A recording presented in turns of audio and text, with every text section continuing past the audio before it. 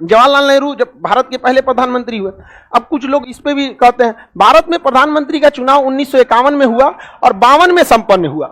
समझ में आ गया कि नहीं आ गया? और सरदार पटेल की आकस्मिक मृत्यु 1950 में हो चुकी थी। अब कुछ ये लॉजिक देते हैं कि नहीं सरदार पटेल को प्रधानमंत्री होना चाहिए, तब इस लॉजिक का कोई मतलब ही नहीं बनता यार। उनकी तो आकस्मिक मृत्यु हो गई थी चुनाव के 1 साल पहले। नो डाउट सरदार पटेल से योग्य नेहरू नहीं थे, समझ में आ गया कि नहीं? बहुत सरदार पटेल कर्मठ व्यक्ति थे, लेकिन हमेशा याद रखिएगा राजनीति में ना लॉबिंग भी बहुत मायने रखती है। हर पार्टी में, वर्तमान भी पार्टी में बहुत सारे ऐसे नेता हैं जो बड़े पद पर होने चाहिए लेकिन छोटे पे हैं, और जो ऐसे ऐसे मंत्री बने हैं जो चपरासी के लायक नहीं थे। क्योंकि ये क्या मतलब बनता है? लॉबी, आपका कितना अंदर से संगठन मजबूत है। समझ में आएगी नहीं क्या? आप देखते होंगे ना, ऐसा थोड़ी है कि वर्तमान में जो पार्टी शासन कर रही है किसी भी राज्य में या देश में, उस पार्टी का जो नेता है सबसे योग्य, सबसे पढ़ा लिखा। ऐसा नहीं है यहाँ पर। हमारे यहाँ भी देखिएगा ऐसे ऐसे मंत्री मिलेंगे जिससे ज्यादा पढ़े लिखे लोग हैं, होता है ना। तो ये भारत की ये सबसे बड़ी खराबी है। तो सरदार पटेल की आकस्मिक मृत्यु हो गई। अगर सरदार पटेल प्रधानमंत्री होते ना, अभी कुछ और ही होता। और यूएनओ में हम गारंटी दे रहे हैं मुकदमा चलता, पाकिस्तान किया रहता कि लाहौर वापस कर दो। आज पीओके पे बात हो रही है ना, वो इंसान लाहौर तक घुस गया रहता वहां पे, समझ में गया? जिन्ना को घुटना टेकवा देता।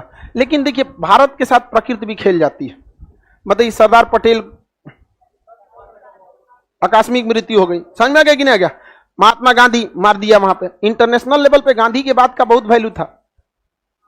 आप भले गरिया लीजिए भारत में, बस भारत के बाहर नेतृत्व कर लेते थे महात्मा गांधी। बहुत बड़ा फिनिक्स फॉर्म की स्थापना अफ्रीका में कर दिए थे। अंग्रेजों को घुटने पर झुका दिए थे अफ्रीका में नियम बदलने के लिए। तो वर्ल्ड लेवल पे देखेंगे ना, गांधी जी का प्रभुत्व बहुत ज्यादा था।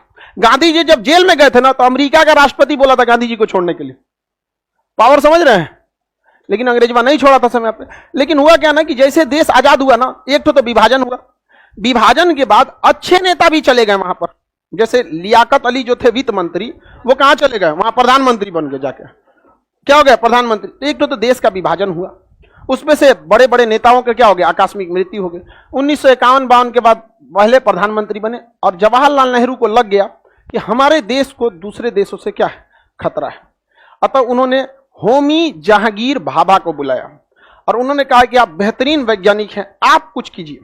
तो 1954 में इन्होंने बुलाया था होमी जहांगीर भाभा को। उन्होंने कहा हमें 20 साल दे दीजिए, 20 साल में हम भारत को परमाणु संपन्न नहीं कर देंगे तब कहिएगा। तो जवाहरलाल नेहरू को लग गया कि हमें क्या करना है? 20 साल तक क्या करके रखना है? बचा के रखना है। क्या करना है? भारत को बस 20 साल तक बचा के रखना है। 20 साल बाद होमी जहांगीर भाभा क्या दे देंगे? परमाणु विज्ञान, परमाणु बम। तो जवाहरलाल नेहरू चल गए चाइना के पास। सोचे कि हमारा लड़ाई एक गो से हो सकता है जिससे हम नहीं हट पाएंगे।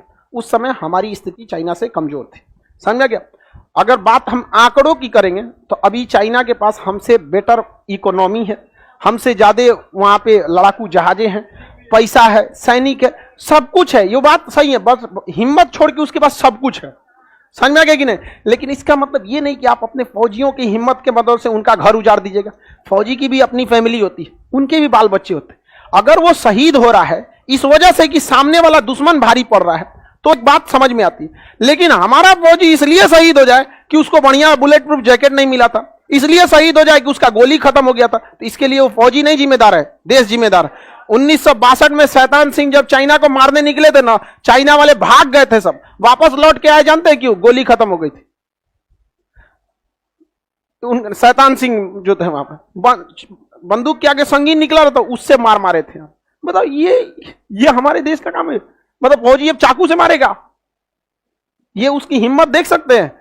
मार पूरा गोली लगा हुआ है मार को, तो ये गड़बड़ है।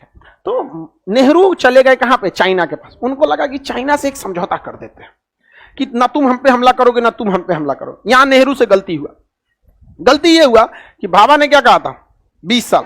ये पंचशील समझौता लेके गई किए 20 साल के लिए। कितना साल के लिए? 20 साल के। पंचशील समझौते में यह था कि दोनों देश एक दूसरे पे हमला नहीं करें। अच्छा समझौता था। और ये 20 साल के लिए क्यों किया गया था? 20 साल में दे देते। लेकिन चाइनवा का ना हम 6 साल पहले मान के देखेंगे, फिर बढ़ा देंगे। चाइनवा के मन में तो कुछ और था। 6 साल बाद 1960 में ये समझौता क्या हो गया? समाप्त हो गया। अब 62 में भारत पे क्या कर दिया? हमला। क्या कर दिया, हमला कर दिया। ये कितना साल मांगे थे, 20। इनकी ख्याति होमी जहांगीर भाभा की इतनी जबरदस्त थी, पूरा यूरोप दहल गया था कि ये इंसान भारत को सुपर पावर बना देगा। उस समय अमेरिका, ब्रिटेन, फ्रांस के पास जितने ताकत का परमाणु बम था ना, उससे कहीं ज्यादा पावरफुल होमी जहांगीर भाभा बना रहे थे। इन्हें सम्मान देने के लिए यूरोप वालों ने बुलाया था, आइए आप यूरोप में अपना भाषण दीजिएगा, और जहाज लड़वा दिया सब इनका माउंट ब्लांक पर्वत पर। और हमारे होमी जहांगीर भाभा का केवल हाथ आया था, पूरा शरीर खत्म हो गया था। डीएनए टेस्ट से पता चला था उन्हीं का हाथ है। अरे यार, क्या जरूरत है अपने वैज्ञानिक सबको इतना आलतू पालतू जगह पे? तुम आओ ना यहाँ मीटिंग पे, नहीं समझ में आया? और अगर जाना चाहिए मीटिंग पे तो ओकनियों के वैज्ञानिक सबके साथ में चलना चाहिए। चल तोरे राष्ट्रपति के जहाजिया में बैठ के चल, तो लड़ाओ। अब नहीं समझ में, इन सब पे कभी भरोसा नहीं। आप हमको देखते होंगे, एक चीज आपको धीरे धीरे तो एहसास होता होगा, हम यूरोप वालों और उस सब के फेवर में नहीं रहते। ये किसी को मरवा देते हैं सब। आज भारत पाकिस्तान की लड़ाई हम जितना लड़ ले, जितना गरिया दे जिन्ना को, अगर माउंट बेटन साइन नहीं किया रहता, विभाजन हो जाता। अरे थोड़ा मारधार होता, दंगे फसाद होते, रहते तो यहीं पे ना।